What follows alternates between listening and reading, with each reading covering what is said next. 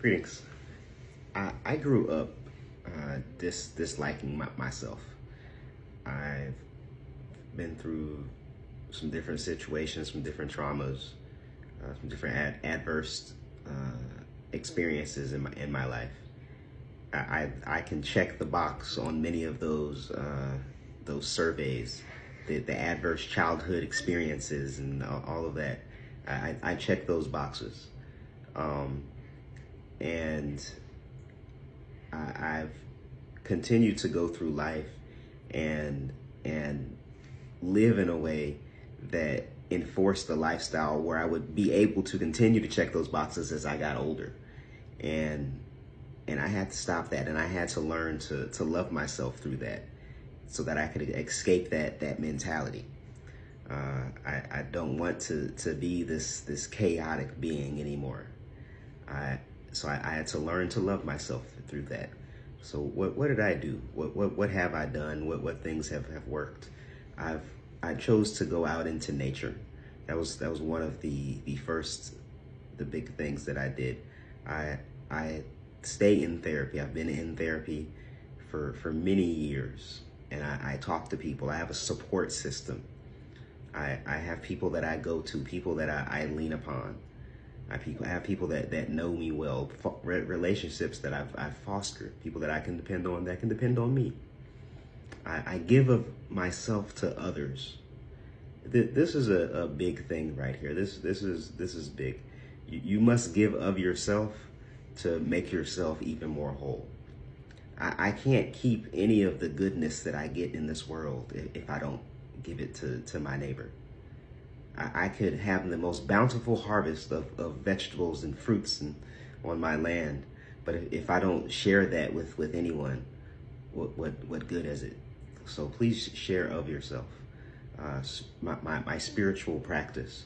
I had to reevaluate how I view the world in a spiritual way. I had to reevaluate. I was taught growing up to follow what my mother did and what my mother's mother did, and what everything else that my family did, and I had to reevaluate that.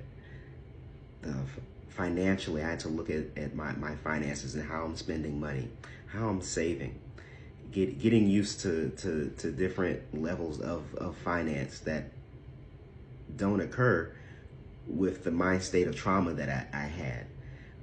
I was in the military. I had to move through that.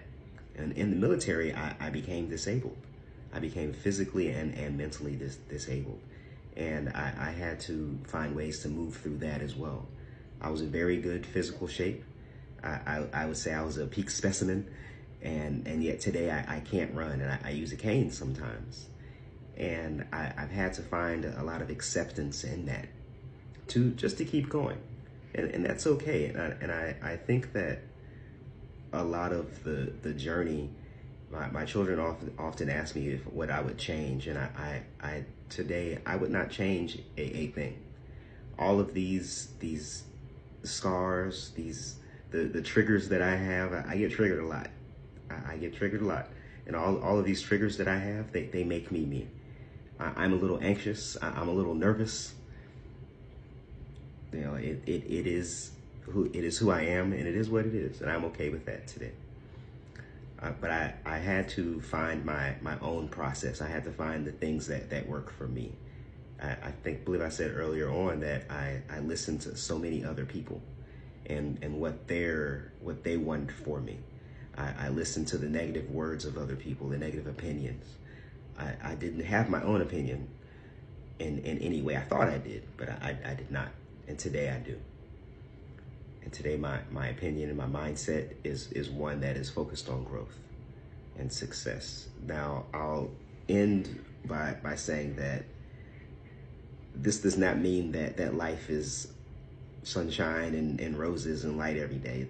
Things still hurt. I cry most days. Yet today, my mindset of possibility and peace is so much more wholesome than the mindset of chaos that I had. So I am happier in the world today than I was in the past. And so I hope that something in my story today has touched you in such a way that you will be able to go on, at least just for another day. That's all we have, right? Just for today. So peace unto you. Thank you for watching and listening.